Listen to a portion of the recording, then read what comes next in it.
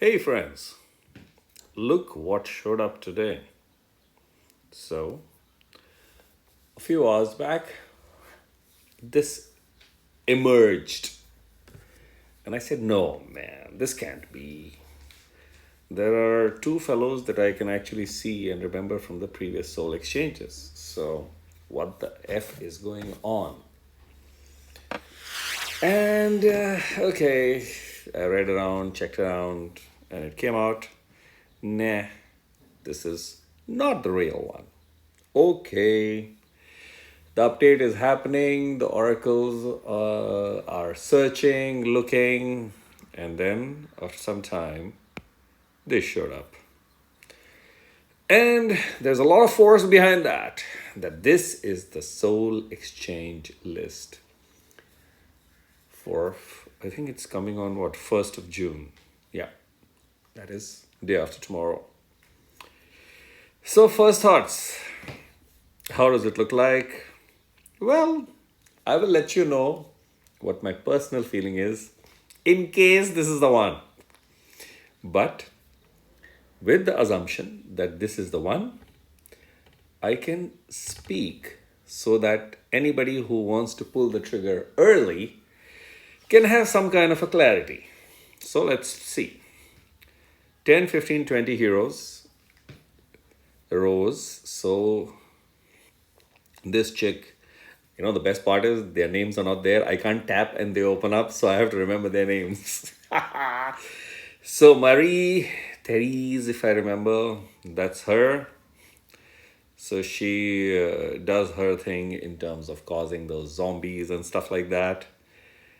Then next to her, that's the dark hero. Next to her is Musashi. He used to be a terror at one particular time. I hit three fellow, if I remember well. And well, for that particular row, he's a decent fellow. Then we have the fire resistant Kingston, the sniper. Now, he used to be a real pain in the ass sniper.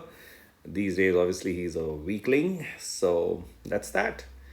And then next to him is the red guy, the fiery Ares, the basic regular Ares. He's an Impact 3 fellow, so not a fan of Impact 3. Mitsuko, the last. So she whacks one and then she has a few additional whacks that she gives. I don't know, part of the Lagoon family, if I remember, but the Atlantis gang. Not Mitsuko, sorry. Missandra, sorry, correct myself, the IC Missandra. So that's these fellows in the first row. If I have to take a pick, then from an Impact 3 perspective, I think he's at fast speed, average speed, I don't remember. Maybe fast speed, I think. Musashi is a good pick. Kingston has his uses. Marie is slow speed. Missandra is, I think, again, fast speed. So depending on what color of hero, and if I have to personally pick amongst them, then I know I will not use Missandra so much. I might go with Musashi.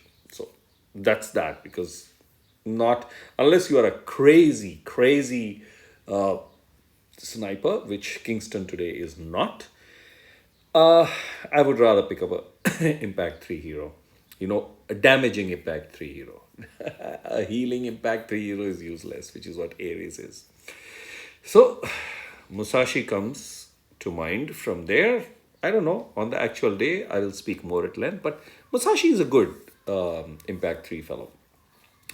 Moving to the row of 15, I would say, okay, so let's see the first one. The first one is costume Sartana. We recognize that very, very clearly. She hits hard, but hits one. And she has the benefits of the stats boost based on the costume bonus. Then next to her is Kong, King Kong. No, not King Kong. Fong, Ding Dong. Some fellows, jokingly would call him Ding Dong. But yeah, Fong. And Fong is a good Impact 3 hero, damaging, and also gives that accuracy ailment. So that's that. He's at fast speed. Excuse me. Then Albie makes a comeback. He was pulled away at many people got upset because they were looking forward to a reviver. So he's a heel over time reviver, good reviving numbers. So Albie is a reviver healer available, but he does something very unique also. And in early stages of the game, that was freaking cool. Now there are many heroes that give that. That was the little amount of mana he would give. So suddenly the heroes would pop and get charged one by one. That would be really amazing. I think when he would have come out first, it would have been a matter of great luck, prestige to have Albie. So, moving on, Elizabeth, the chick who was chased, really wanted and dominated the meta for almost 8 to 9 months, if not more. So she introduced the finds into the game. If I remember, she brought the finds, and they still are amongst the most powerful finds because they slow the mana down. So the only impact is her hitting ability has been reduced. Means, or rather, I should say, more powerful hitters have shown up in the game. So her use is limited or almost reduced for quite a few of the rosters, including mine. But she still is a cool hero to have because she impacts all. She's a hit all, impact all hero, and with the appropriate troops, she operates at fast speed, which is in 3 matches, 9 tiles. So, having said that, move forward to one of the bunnies. That's an Impact 3 damager, Master Lepus, the regular version. So he hits hard. And then he has a fault built in, whatever that fault is. You can check it out later. So he hits hard, and that's the cool part, but I will leave it at that. Um, in this row of 15, if I have to pick, if you want a healer and a reviver, Albie, because there are some really good options. Albie would be a good option. After Albie, I would give Fong to be a good pick. And then it's Elizabeth, a tie between Elizabeth and the Blue Bunny. So that's the stuff that comes. Now, in this particular row, I only don't have Fong. So if I were to pick from that row, I would pick up Fong. In the above row, I don't have Musashi. So again, it would be Musashi. Okay, going into the row of 20.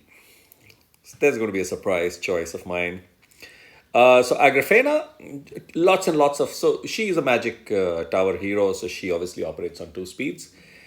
So she has, whacking the opposite side, which is the first charge, giving ailments and all kinds of ailments, poison ailments, defense down ailments, and all that crap. And the second portion is massive heal over time to the team, lots of buffs. So that's the second charge, which is at slow speed. So that's Agrafena, the dark magic hero. Then comes down to gorgeous Topaz. Like Milena was captivating last time during the Soul Exchange. And I'm quite sure many are thinking why the hell Milena was picked and why didn't I pick up the 2 green options that were there? Well, Topaz is the funny thing that has been put in this particular row. Topaz is good, obviously. Ninja, 3 speeds. She whacks minions and blah blah blah. So I would say she's a good hero, no doubt about it. I don't need to say anything further.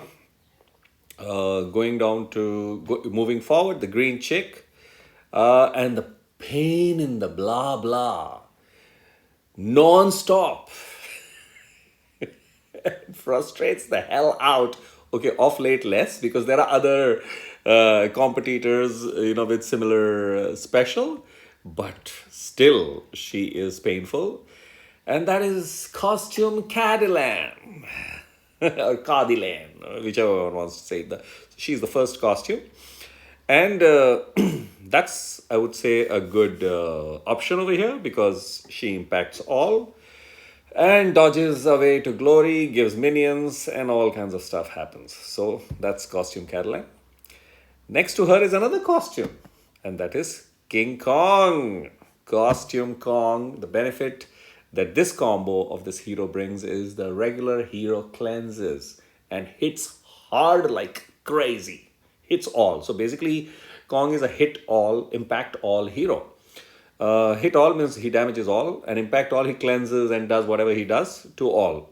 So the only fault line built into him is a low defense. Otherwise, his attack is high. For his era, for that era, his attack is high. Imagine his attack competes with heroes of today, the attack stats.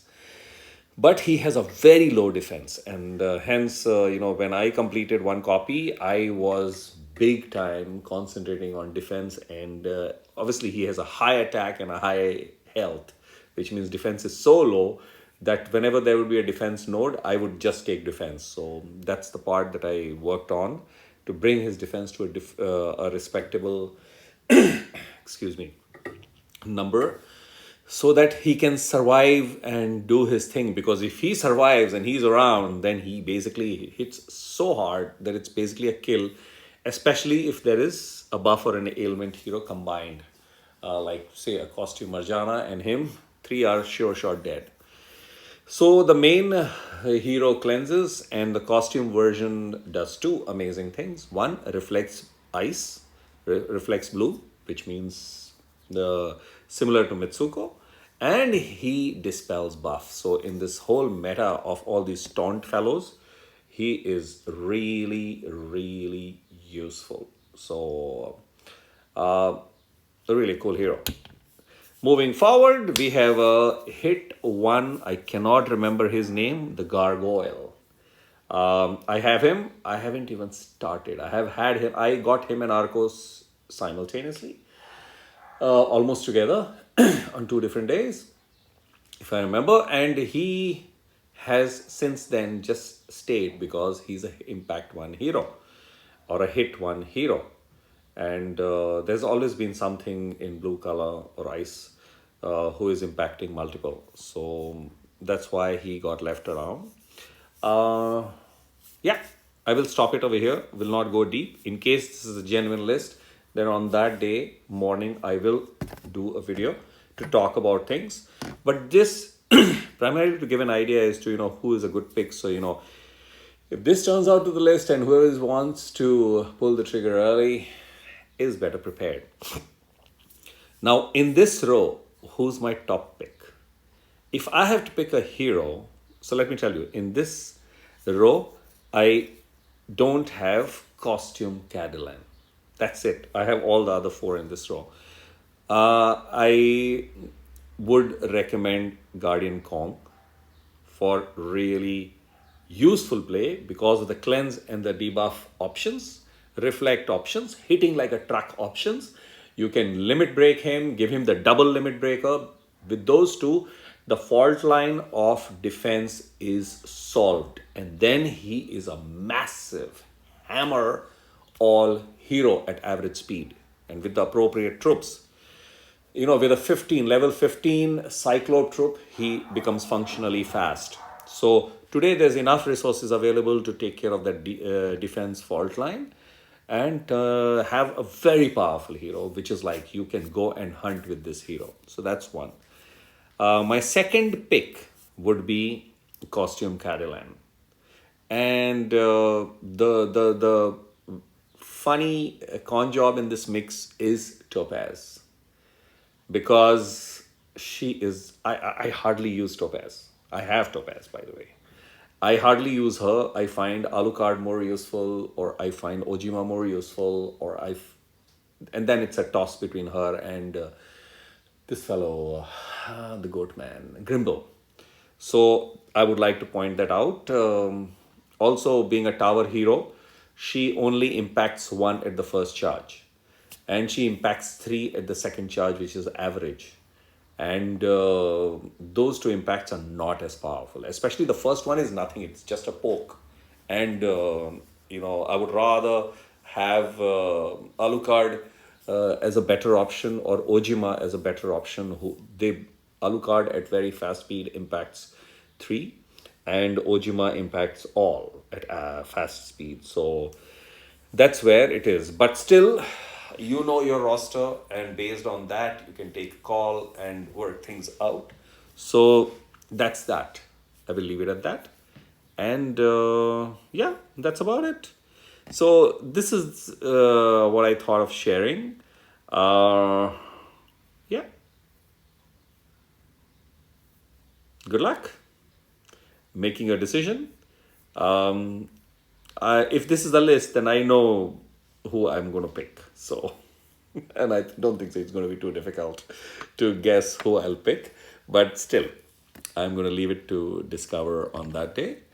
And if you ask me, I personally am hoping that a couple of more options, get changed at the last moment and show up, so that this list becomes a little good one. Because I would love to pick up a hero in the 20, obviously roster space, and I would love to have a hero that I can actually use for certain types of play to get something new.